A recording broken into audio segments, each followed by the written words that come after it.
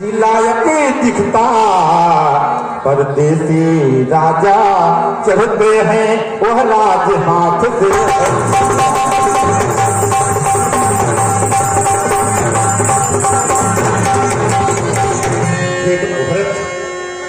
राजा दशरथ की अंतिम इच्छा थी कि मैं अपने पुत्र राम को राजा बनाऊं, लेकिन संजोग ऐसा हुआ कि राम बन गए। वह राज्य आपके हाथों में है, इसलिए इस राज्य को संभालो। अगर तुम राज्य नहीं संभालते हो तो दूसरा राजा इस पर आक्रमण करके इसे कब्जा कर देगा। वह राजा किसी लायक नहीं बचता जिस राज्य में राजा नहीं होता। एक गुरुदेव, बोलो। राजा बनने के लिए व्यक्ति के अंदर कुछ ऐसे गुण होने चाहिए जिसके वजह से प्रजा में यह विश्वास जमे कि हाँ यार राजा बन सकते हैं। गुरुदेव, अभी कुछ समय पहले महाराज दशरथ जी के साथ आप लोगों ने एक निमंत्रणा बनाई थी। उसमें सारी प्रजा और राजा के जितने भी कर्मचारी थे सब राजा रामचंद्र जी के साथ थे या नहीं, सहमत थे उनकी बातों से?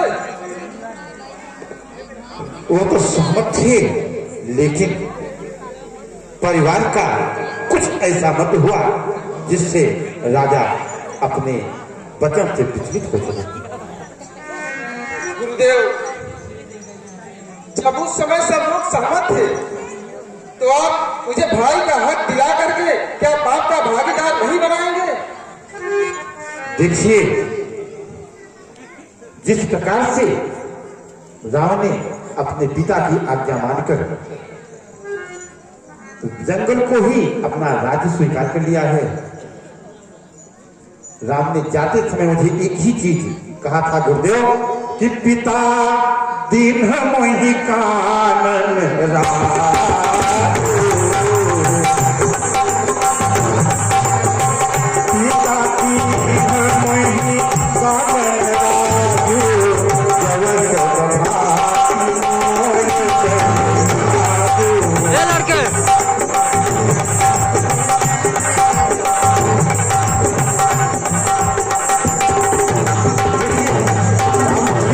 पिताजी ने मुझे जंगल का राजा बना दिया है तो मैं जंगल में ही रहूंगा, इसलिए यह राज्य भरत के लिए ही छोड़ देता हूं।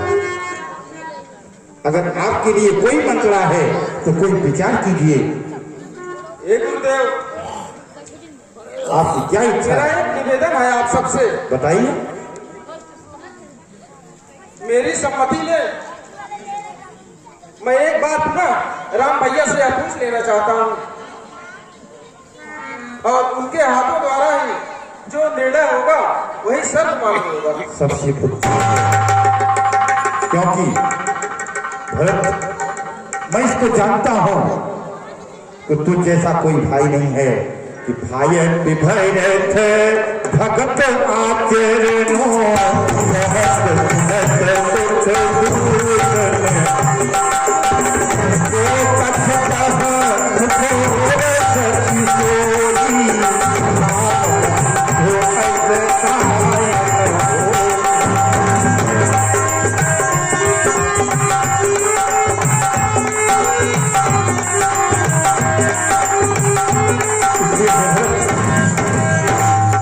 मैं कहता हूं अगर तुम्हारा विचार यह है तो हम बिल्कुल वहां चलते हैं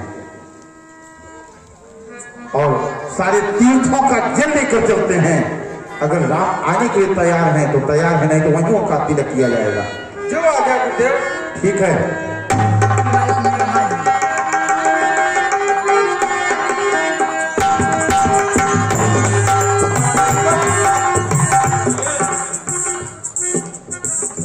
सारी अयोध्या में यह कहलवा दो कि जिसको भी साथ चलना है अपने राजा राम जी को वापस लाने के लिए चल सकता है। हाँ, अयोध्या वासियों, आप सबको सूचित किया जाता है कि प्रभु श्री राम को वापस लाने के लिए आप लोग करने के लिए तैयार हैं।